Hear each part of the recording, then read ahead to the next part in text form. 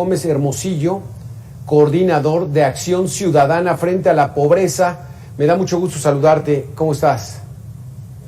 Muy buenas tardes, Alberto, con mucho gusto, a la orden. Rogelio, 3 años de la administración, uno de los principales banderas del presidente López Obrador fue, primero los pobres, vamos a combatir la pobreza.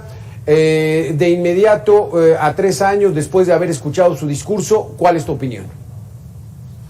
Mira, lamentablemente la pobreza, como bien decían en el reportaje y como lo han mostrado los datos oficiales del Estado mexicano, que son los datos que produce Coneval, aumentó entre 2018 y 2020, pero también hay que decir muy claro que subió un poco, o sea, pasamos de 41% en pobreza a 44%, o la gente en condición de pobreza por ingresos pasó de 49 a 53, digamos, hay un aumento, pero nosotros queremos resaltar mucho que de todos modos ya había mucha gente en pobreza, es decir, sí es ciertamente una situación más grave, pero también lo realmente problemático es tener un país que no es pobre con la mitad de su población en pobreza.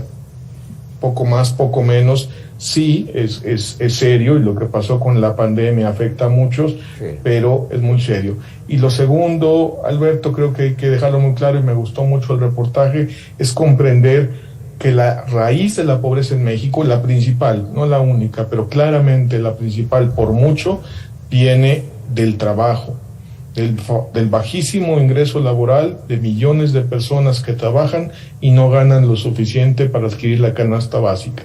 Ahí está la raíz de la pobreza, y ya medida multidimensionalmente, también de ahí viene la carencia más alta, que siempre, desde que empezó la medición en 2008, ha sido la carencia por seguridad social. Esas dos, o sea, el ingreso insuficiente y la carencia de seguridad social, se crean en el mundo del trabajo, la raíz está en el mundo del trabajo. Entonces, sí es importante revisar los programas sociales, por supuesto, sobre todo porque el presidente les da mucha importancia, sí, pero si queremos discutir de pobreza, lo primero que tenemos que voltear a ver es cómo está el sistema laboral, cómo está funcionando el mundo del trabajo.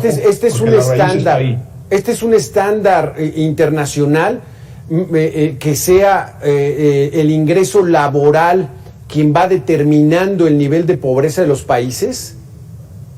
El ingreso, Alberto, a nivel internacional, el estándar es el que es comparable, digamos, por ejemplo, el que vemos cuando vemos informes de la CEPAL, de la ONU, o informes del Banco Mundial, del Fondo Monetario, usan el ingreso y buscan una manera de hacerlo equiparable, hacen una serie de ajustes muy interesantes para dar la misma paridad, ¿no?, de que se pueda comprar lo mismo con $1, en fin, una serie de cuestiones. Exacto. Y eso son lo que permite comparar. Nosotros en México adoptamos, y somos pioneros en eso, una medición multidimensional que además del ingreso considera otras carencias, 6 carencias sociales: rezago educativo, salud, seguridad social, alimentación y cuestiones de la vivienda, y con eso, digamos, se constituye un índice más integrado. Pero al final es así, Alberto, 53% de la gente no tiene ingreso suficiente para adquirir lo más básico, es decir, son pobres por la dimensión de ingresos.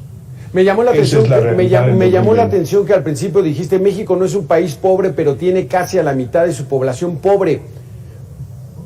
Aquí, ¿cómo es eso? O sea, ¿México no es pobre? Claro, México es un país, está entre las principales, las 20 economías, es la 12, la 14, dependiendo economía del mundo. Somos G20, clarísimamente, tenemos un nivel de exportaciones, Alberto, superior a $1 billón por día, 1.3 me parece, y esto ha venido aumentando en los últimos 10 o 15 años. Lamentablemente, este desarrollo de la economía, que algunos, y tienen razón, ven como mediocre y con un crecimiento muy limitado, es cierto, pero no se ha acompañado de reducciones significativas de pobreza, no solo en estos 2 años, sino desde mucho antes. Entonces, por eso es muy importante entender esta raíz que viene del trabajo, esta raíz laboral de la pobreza, porque hasta ahora todas las discusiones tienden a irse a la discusión sobre si funcionan o no los programas sociales. Y Alberto, no hay programa social que sustituya al trabajo como la vía de salida frente a la pobreza, porque la dimensión, digamos, la variable relevante, determinante de la pobreza en el mundo, y en México no es la excepción, es el ingreso, y dentro del ingreso obviamente es el ingreso laboral, porque el 70% del ingreso de todos los hogares viene del trabajo, y si agregas el trabajo pasado, digamos, las jubilaciones, por decirlo así, llega como al 80%. Entonces, obviamente todo el mundo, bueno, casi todo el mundo vive de su trabajo, y tiene que ser el trabajo la vía para superar este nivel, este umbral, que es un umbral muy básico.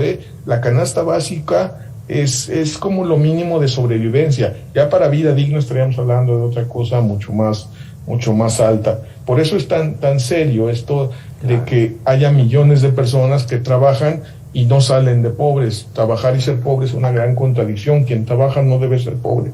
Exactamente, Rogelio Gómez Hermosillo, aquí tocas un punto medular. Aquí la pregunta es, ¿el gobierno tendría que estar ocupado en generar o en incentivar que haya trabajos mejor remunerados en el país, o en repartir apoyos sociales para, no sé para dónde va eso de estar recibiendo apoyos sociales? ¿Cuánto tiempo?